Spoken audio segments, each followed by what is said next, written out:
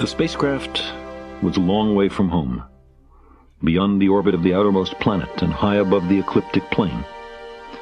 The ship was speeding away from the sun at 40,000 miles an hour.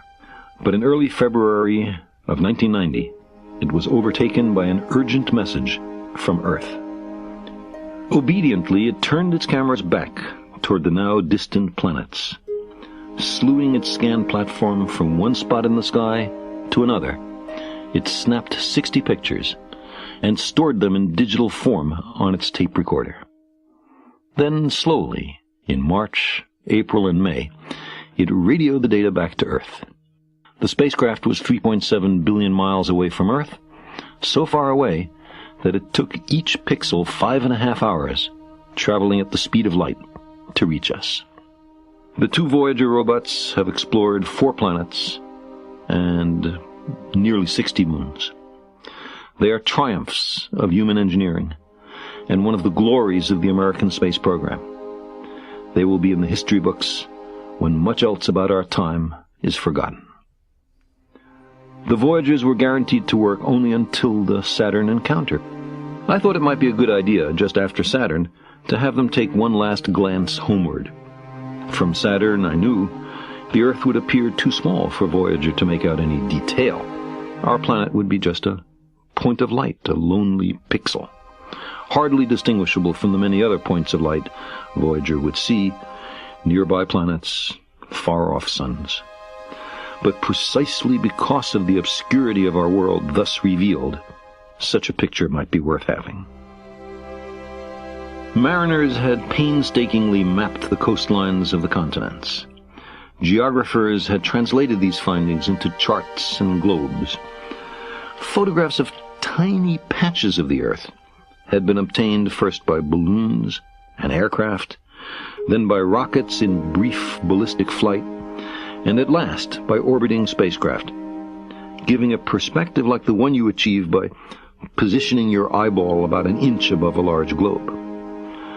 While almost everyone is taught that the Earth is a sphere, with all of us somehow glued to it by gravity, the reality of our circumstance did not really begin to sink in until the famous frame-filling Apollo photograph of the whole Earth, the one taken by the Apollo 17 astronauts on the last journey of humans to the moon.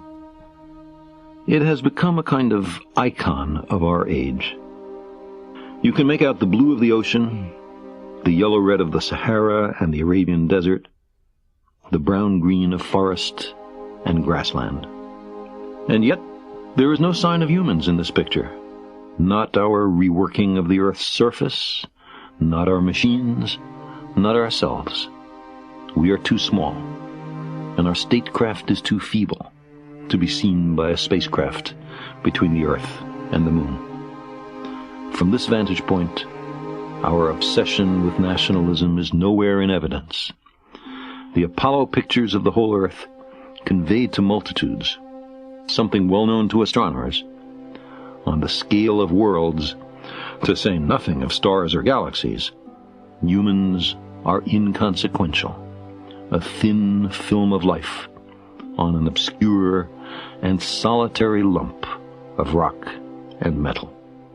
It seemed to me that another picture of the Earth, this one taken from 100,000 times farther away, might help in the continuing process of revealing to ourselves our true circumstance and condition.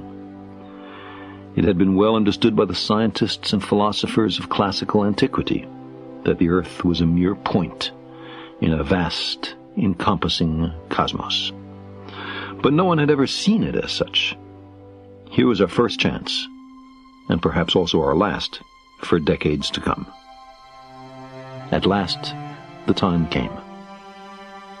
A mosaic of squares laid down on top of the planets, and a background smattering of more distant stars.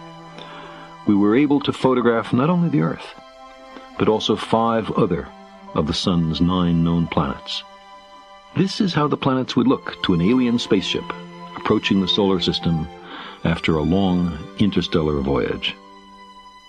From this distance, the planets seem only points of light, smeared or unsmeared, even through the high-resolution telescope aboard Voyager.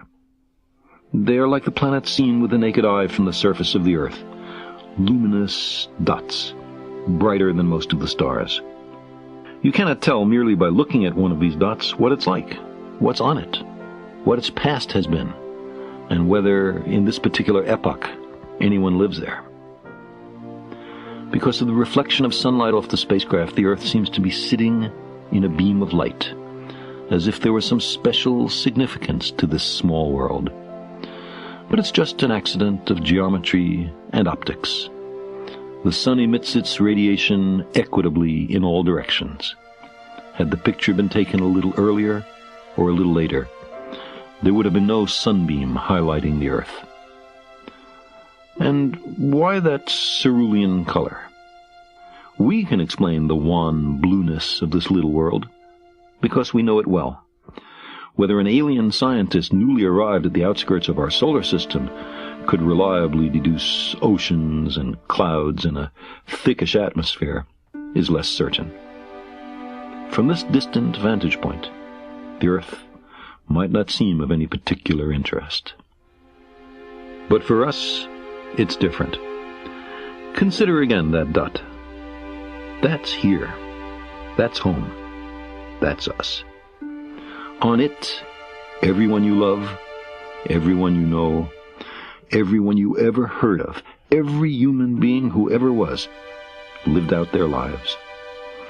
The aggregate of our joy and suffering, thousands of confident religions, ideologies, and economic doctrines, every hunter and forager, every hero and coward, every creator and destroyer of civilization, every king and peasant, every young couple in love, every mother and father, hopeful child, inventor and explorer, every teacher of morals, every corrupt politician, every superstar, every supreme leader, every saint and sinner in the history of our species lived there, on a mote of dust, suspended in a sunbeam. The Earth is a very small stage in a vast cosmic arena. Think of the rivers of blood spilled by all those generals and emperors, so that in glory and triumph they could become the momentary masters of a fraction of a dot. Think of the endless cruelties visited by the inhabitants of one corner of this pixel on the scarcely distinguishable inhabitants of some other corner. How frequent their misunderstandings, how eager they are to kill one another, how fervent their hatreds. Our posturings, our imagined self-importance, the delusion that we have some privileged position in the universe, are challenged by this point of pale light. Our planet is a lonely speck in the great enveloping cosmic dark. In our obscurity, in all this vastness, there is no hint that help will come from elsewhere to save us from ourselves. The Earth is the only world known so far to harbor life. There is nowhere else, at least in the near future, to which our species could migrate. Visit? Yes. Settle? Not yet. Like it or not, for the moment, the Earth is where we make our stand. It has been said that astronomy is a humbling and character-building experience. There is perhaps no better demonstration of the folly of human conceits than this distant image of our tiny world. To me, it underscores our responsibility to deal more kindly with one another and to preserve and cherish the pale blue dot, the only home we've ever known.